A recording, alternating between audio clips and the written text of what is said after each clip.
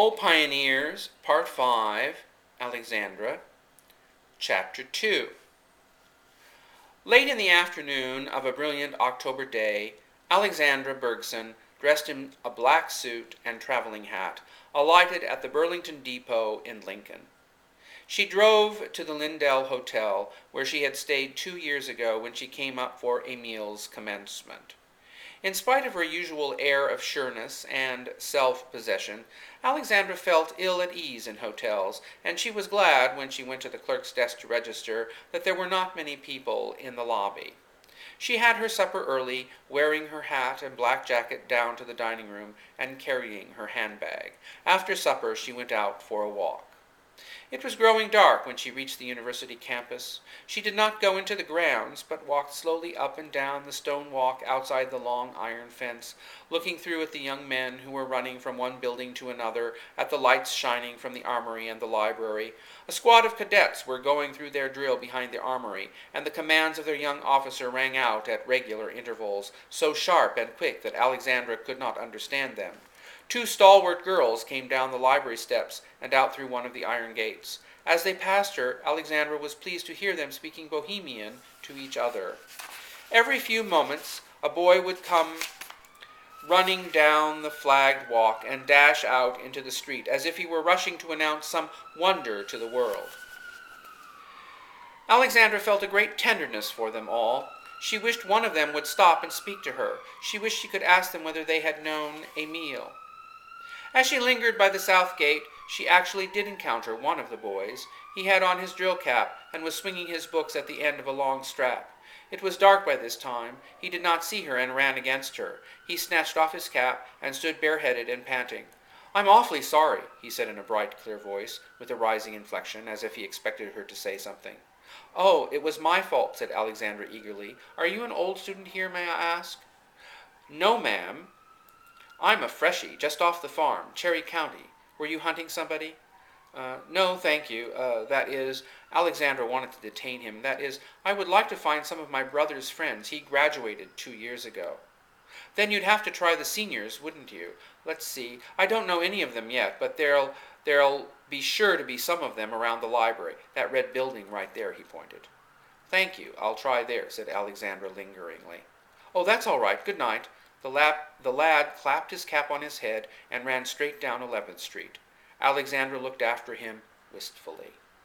She walked back to her hotel unreasonably comforted. What a nice voice that boy had, and how polite he was. I know Emile was always like that to women. And again, after she had undressed and was standing in her nightgown, brushing her long, heavy hair by the electric light, she remembered him and said to herself, "I don't think I ever heard a nicer voice than that boy had.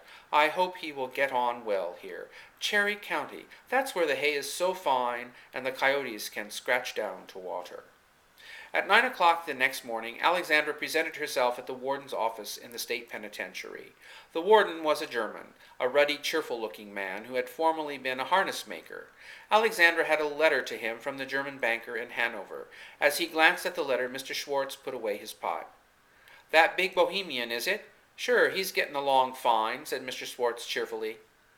"I'm glad to hear that. I was afraid he might be quarrelsome and get himself into more trouble. Mr. Schwartz, if you had time, I would like to tell you a little about Frank Shibata and why I am interested in him."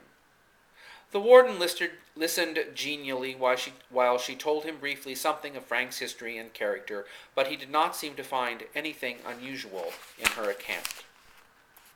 "Sure, I'll keep an eye on him. We'll take care of him all right," he said, rising. "You can talk to him here while I go to see to things in the kitchen. I'll have him sent in. He ought to be done washing out his cell by this time. We have to keep him clean, you know." The warden paused at the door, speaking back over his shoulder to a pale young man in convict's clothes who was seated at a desk in the corner, writing in a big ledger. "Bertie, when 1037 is brought in, you just step out and give this lady a chance to talk." The young man bowed his head and bent over his ledger again. When Mr. Schwartz disappeared, Alexandra thrust her black-edged handkerchief nervously into her handbag. Coming out on the streetcar, she had not had the least dread of meeting Frank, but since she had been here, the sounds and smells in the corridor, the look of the men in convicts' clothes who passed the glass door of the warden's office, affected her unpleasantly. The warden's clock ticked, the young convict's pen scratched busily in the big book, and his sharp shoulders were shaken every few seconds by a loose cough which he tried to smother. It was easy to see that he was a sick man. Alexandra looked at him timidly, but he did not once raise his eyes. He wore a white shirt under his striped jacket, a high collar, and a necktie, very carefully tied. His hands were thin and white and well cared for, and he had a seal ring on his little finger. When he heard steps approaching in the corridor, he rose, blotted his book, put his pen in the rack, and left the room without raising his eyes. Through the door he opened, a guard came in, bringing Frank Shibata.